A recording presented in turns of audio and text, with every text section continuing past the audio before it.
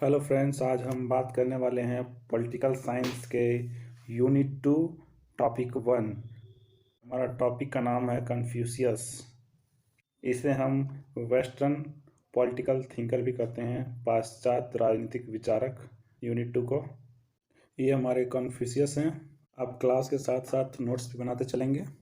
तो चलिए मेरे दोस्तों, शुरू करते हैं टॉपिक को। यहाँ पे जो नए हैं वो चैनल को सब्सक्राइब कर लें और वीडियो को लाइक करें सभी कोई। कॉन्फ्यूशियस का जो इलाका रहा है वो चीन रहा है। अगर मैप में देखेंगे तो मैप में जो चीन है उसमें जो पूर्वी चीन है वहाँ से जो कन्फ्यूशियस था वहाँ का निवासी था ये। जिस प्रकार से इंडिया में गौतम बुद्ध थे, महावीर जैन थे, उस प्रकार से जो चीन के लिए वो कॉन्फ्यूशियस थे।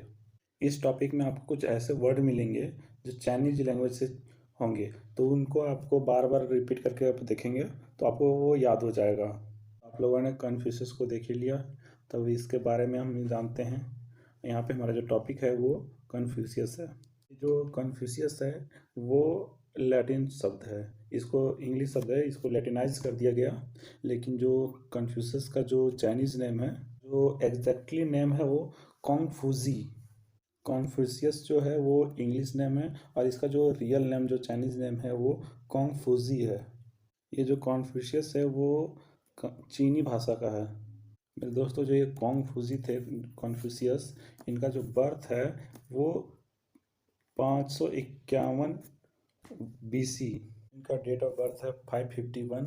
ये बहुत सारे बुक में दिया हुआ है, लेकिन एग्जैक्टली जो इनका डेट ऑफ बर्थ है वो एक चाइनीज बुक में जो है वो 28 सितंबर दिया हुआ है। और इनका जो बर्थ प्लेस था वो ZOU, जोऊ, इसको जोऊ कहते हैं। ये जोऊ, इसको डायनेस्टी भी कहते हैं, जोऊ साम्राज्य। प्रेजेंट में जो जोऊ का नाम है वो सैंगडोंग है। वर्तमान में सैंगडोंग जो है वो पूर्वी चाइना में है। कॉन्फ्यूशियस के जो जीवन के 4 घटनाएं हैं वो बहुत ही महत्वपूर्ण है। उसके जीवन के 4 घटनाएं जो है वो इम्पोर्टेंट है। उसमें बहुत चेंजेस आए हैं उसके जीवन में। पहला, जब वो एज ऑफ 3 इयर्स में, मतलब 3 साल की उम्र के थे, तब उनके फादर का डेथ हो गया। दूसरा, जब वो 19 ईयर के थे तो उनका जो है वो मैरिज हो गया, विवाह हो गया। उनका जो मैरिज हुआ वो किससे हुआ? लेडी क्विगम नाम था उनका, उससे। और जब ये एज ऑफ 23 ईयर्स में गए तो इन्हें लोगों ने मास्टर्स कहना शुरू कर दिया, गुरु कहना शुरू कर दिया, क्योंकि इनका नॉलेज जो है बचपन से ही बहुत अधिक था। और जब ये 40 साल की उम्र के हुए तो इसमें क्या थी, इनकी मदर की जो है वो डेथ हो जाती है। इनको जो मास्टर कहा जाता था, गुरु कहा जाता था, वो जो कहा जाता था वो जो डायनेस्टी जो था, राजवंश जो था, उसमें जो एजुकेशन को बहुत ही महत्वपूर्ण माना जाता था, उसमें शिक्षा को बहुत ही महत्वपूर्ण माना जाता था। जो डायनेस्टी में जो डायनेस्टी हुआ करता था वहाँ पे जो एजुकेशन था और उसका एजुकेशन का जो पैटर्न था उसको ल्यू ई कहा जाता था। इसको आप इंग्लिश में जो लिखा हुआ है उसको ध्यान दीजिएगा, हिंदी में मत बस प्रोनाउंसिएशन के लिए लिख दिए हैं। यहाँ पे जो इंग्लिश में लिखा गया है ल्यू ई, इसको आप याद कीजिएगा। और ये जो एजुकेशन पैटर्न था ल्यू ई, इसमें जो महत्वपूर्ण था वो, इसमें 6 आर्ट्स होना चाहिए था ल्यू ई में। इसमें 6 आर्ट्स क्या थे? पहला रीड्स, मतलब अनुष्ठान। पहला जो इसमें है रीड्स, जिसको हम अनुष्ठान कहते हैं। रीड्स के बाद दूसरा में आ गए म्यूजिक, जिसको हिंदी में कहते हैं संगीत। तीसरा में आता है आर्चरी, जिसको हम लोग हिंदी में कहते हैं धनुर्विद्या। पॉइंट नंबर 4 इज कैरेटरी, इसका मतलब होता है रथ चलाने की कला। पांचवा में होता है कैलियोग्राफी। कैलियोग्राफी को आप इस तरह से समझ सकते हैं कि एक डिफरेंट टाइप की लैंग्वेज लिपि है जिसको हम शॉर्ट में लिखते हैं, और कई जगह ये इसको सुंदर हैंड राइटिंग भी कहते हैं। पॉइंट नंबर 6 इज मैथमेटिक्स, इसको गणित कहते हैं। ये जो जोऊ डायनेस्टी है, इसमें जो ये 6 आर्ट्स थे उसमें से बहुत कम ही लोग हैं वो ये 6 आर्ट्स सीख पाते थे। इसमें जो 6 आर्ट्स सीख लेते थे, जिसको हम लोग ल्यू ई कहते हैं, इसमें से जो 6 आर्ट्स सीखते थे उसे जुंजी कहा जाता था। ये जो जुंजी है इसको हम इंग्लिश में कहेंगे अ परफेक्ट जेंटलमैन। जिसने ल्यू ई सीख लिया वो क्या हो जाएगा? जुंजी। बात आप ध्यान में रखिएगा कि जो कन्फ्यूशियस था उसने 23 ईयर की एज में जो चुंजी है उसकी उपाधि प्राप्त कर ली थी। यहाँ पे हमने इसके एजुकेशन की बात कर ली। और इसके हम आगे जो देखेंगे वो सोशल स्ट्रक्चर। जो डायनेस्टी था उसके अंदर जो हम सोशल क्लासिफिकेशन सामाजिक वर्गीकरण कहते हैं वो 4 भागों में विभाजित था। जिस प्रकार हमारे इंडियन सोसाइटी में 4 वर्ण थे, ब्राह्मण, क्षत्रिय, वैश्य और शूद्र, उसी प्रकार जो डायनेस्टी था वहाँ पे भी 4 वर्गों में विभाजित किया गया था। पहला पार्ट जो था जिसे कहते हैं सी, and point number 2 is Nong, third number is Gong, and fourth is Song, SHANG। पहला हो गया सी, दूसरा हो गया नोंग, तीसरा गोंग और चौथा सोंग, जिसे कहते हैं हम लोग सी नोंग गोंग सोंग। लग रहा है जैसे हम लोग चाइनीज बोल रहे हैं। सी जो था वो इसको हम लोग जेंट्री स्कॉलर्स के रूप में जानते थे, मतलब ये सबसे उच्च वर्ग के होते थे। दूसरे नंबर पे आते थे पीजेंट फार्मर्स, ये खेती वगैरह करते थे। और तीसरे नंबर पे आते थे आर्टिसंस, इसे क्राफ्टमैन भी कहते थे, जो आर्टिस्ट जो पेंट वगैरह करते थे, डिज़ाइन वगैरह बनाते थे, या फिर क्राफ्टमैन मतलब जो हाथ से काम करते थे, हाथ से कुछ बनाते थे, उससे कहते थे। सैंग जो होते हैं उसको कहते थे मर्चेंट्स या ट्रेडर्स। यहाँ पे जो जेंट्री स्कॉलर्स है ये पढ़े लिखे वर्ग होते थे।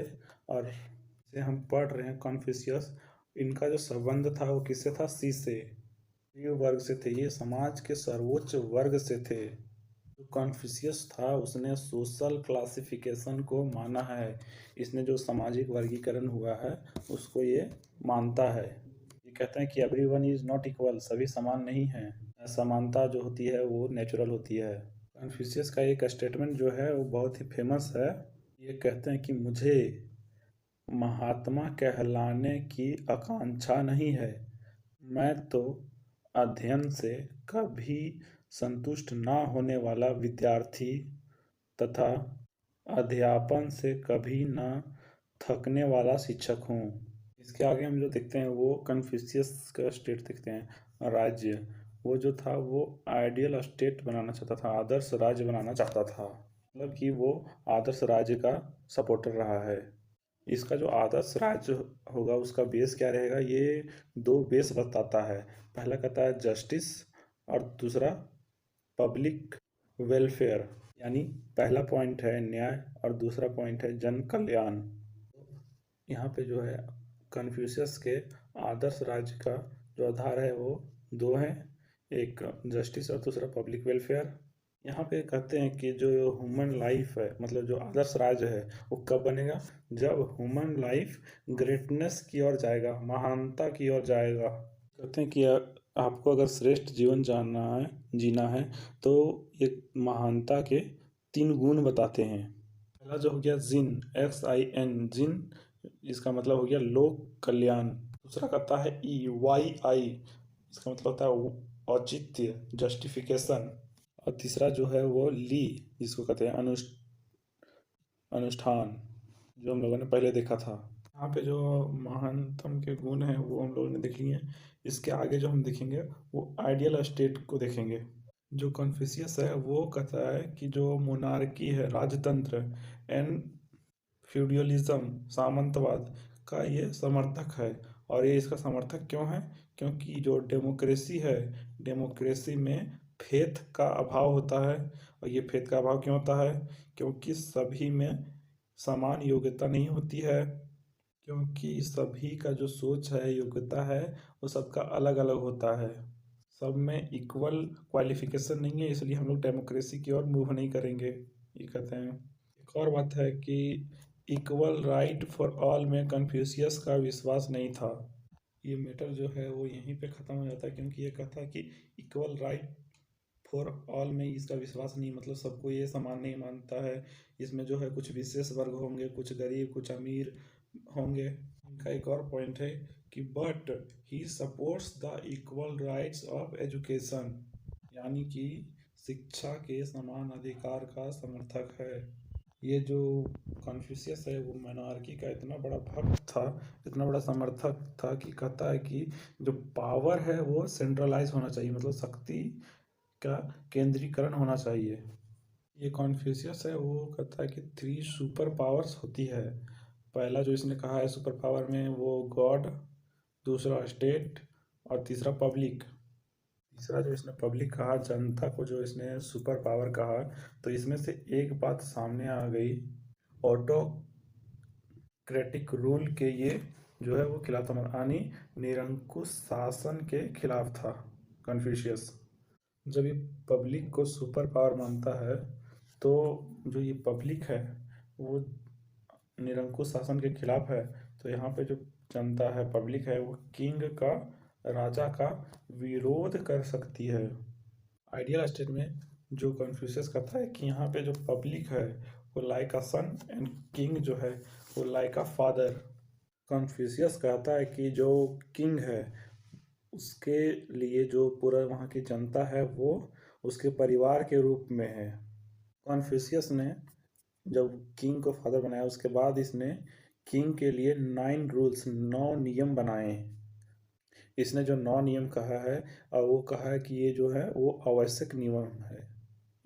यहाँ पे जो 9 नियम है वो याद करना इम्पोर्टेंट नहीं है। यहाँ पे जो इम्पोर्टेंट है वो है 9 नियम में से जो कैरेक्टर डेवलपमेंट, चरित्र विकास का जो नियम है वो हमें देखना है। यहाँ पे जो राजा होगा वो उसको अपने चरित्र का विकास निरंतर करते रहना होगा। इसके बाद हम जो देखें वो इसमें एक फिलॉसफी कहा गया राजा के लिए कि टिट फॉर टैट, मतलब जैसे को तैसा। ये जो फिलॉसफी है वो किसके लिए कहा गया? राजा के लिए। इंटरनेशनल रिलेशन के अप्रोच से ये कैसा अप्रोच है? आइडियलिज्म है या रियलिस्टिक है? तो उसके आधार पे ये तो आइडियलिज्म नहीं, ये रियलिस्टिक है, यथार्थवादी है। क्या वो यूटोपियन था? नहीं, वो यूटोपियन नहीं था, वो कल्पनावादी नहीं था, वो यथार्थवादी था, रियलिस्टिक था। इसके बाद वो कहता है कि जो आइडियल स्टेट में ट्रेडिशन का विशेष महत्व है, मतलब परंपराओं का विशेष महत्व है, उसे बचा के रखना चाहिए। और दूसरी बात इसने कहा कि जो सुशासन है उसको सही से चलाने के लिए 3 फैक्टर जो है वो होना जरूरी है। इसने पहला जो कहा कि पर्याप्त अनाज होना चाहिए, राज्य में क्या हो, पर्याप्त अनाज हो। और दूसरी कहते हैं सफिशियंट वेपन्स होना चाहिए, मतलब पर्याप्त हथियार होना चाहिए। और तीसरा पॉइंट इन्होंने जो कहा है वो सबसे इम्पोर्टेंट, इसमें जनता का विश्वास होना चाहिए।